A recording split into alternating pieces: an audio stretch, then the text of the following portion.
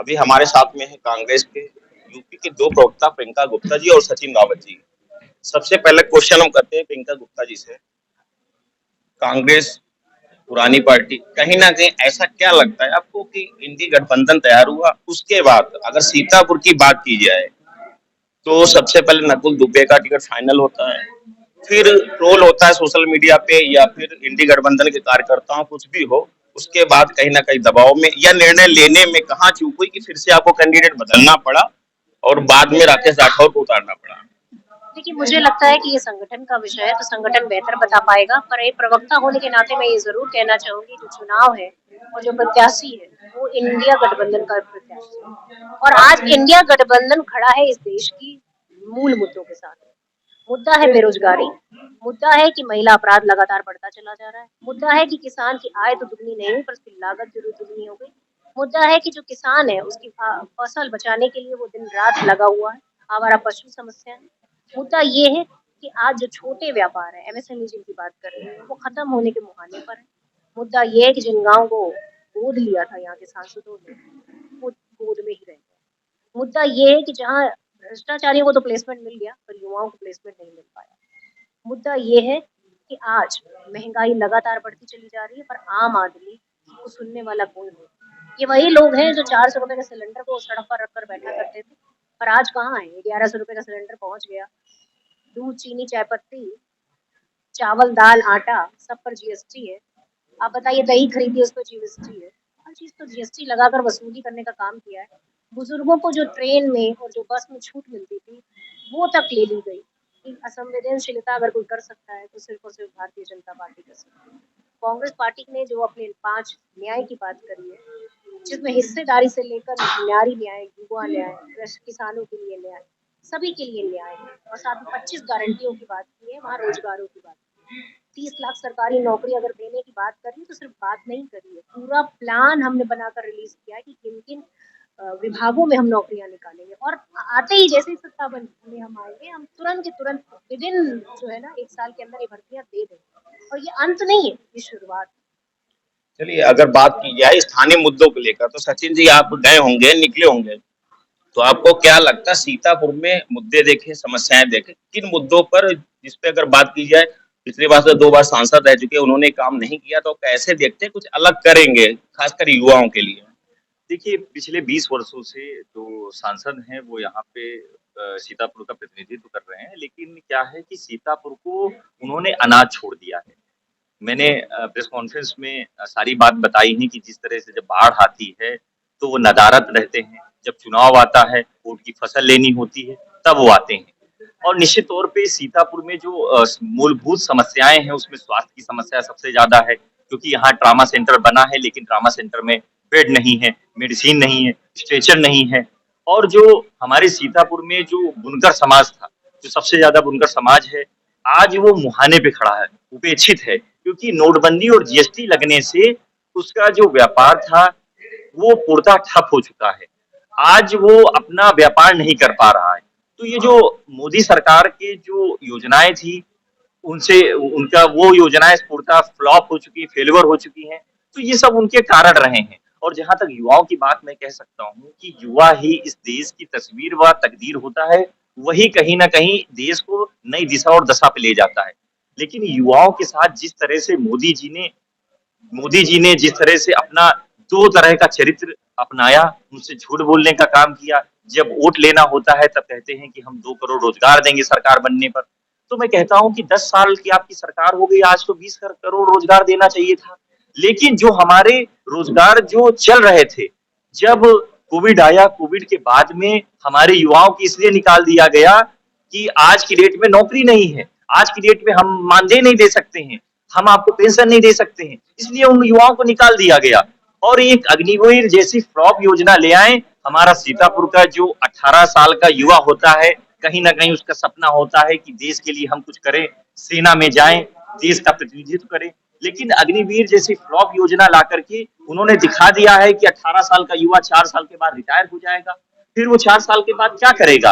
आखिर इस तरह की चीजें करके प्रधानमंत्री जी, मोदी जी, भारतीय जनता पार्टी युवाओं के लिए ऐसा रोड़ा लेकर के आती है कि युवा आगे करे तो करे क्या।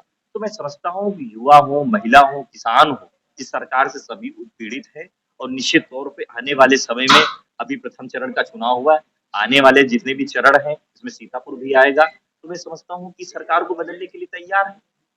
बात आपने बाढ़ की थी, बाढ़ से एक और याद है, किसान सबसे ज्यादा त्रस्त हैं। एक कागज पे मत जाइए, अगर बात की जाए जो आप जानवर जो आवारा पशु घूम रहे हैं, बात तो होती है कि बनाए गए हैं गौशाला, लेकिन जमीनी हकीकत ये है कि किसान से अगर आप जाए बाहर निकले गाँव में तो बहुत त्रस्त हैं।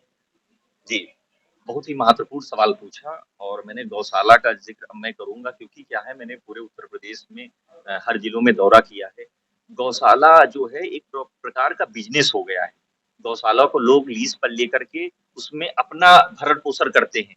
वहाँ पे हमारी जो गाय जो जाती हैं, उनकी जो फसल उनकी जो चारा आता है, उनके लिए जो प्रावधान सरकार करती है, उससे कहीं न कहीं अपने लिए भरण-पोषण कर रहे हैं। उसमें इतना बड़ा भ्रष्टाचार हो रहा है, ये भ्रष्टाचार सरकार के अधिकारियों के नाक के नीचे हो रहा है। फिर भी सरकार सो रही है, हमारी गायों के लिए चारा नहीं आप मुहैया करा पा रहे हैं, हमारे जो छोटा जानवर है, उनके लिए कोई प्रबंध नहीं कर पा रहे हैं, किसान परेशान है, किसान घर पर रहे कि अपनी फसल बचाने के लिए खेत पर रहे।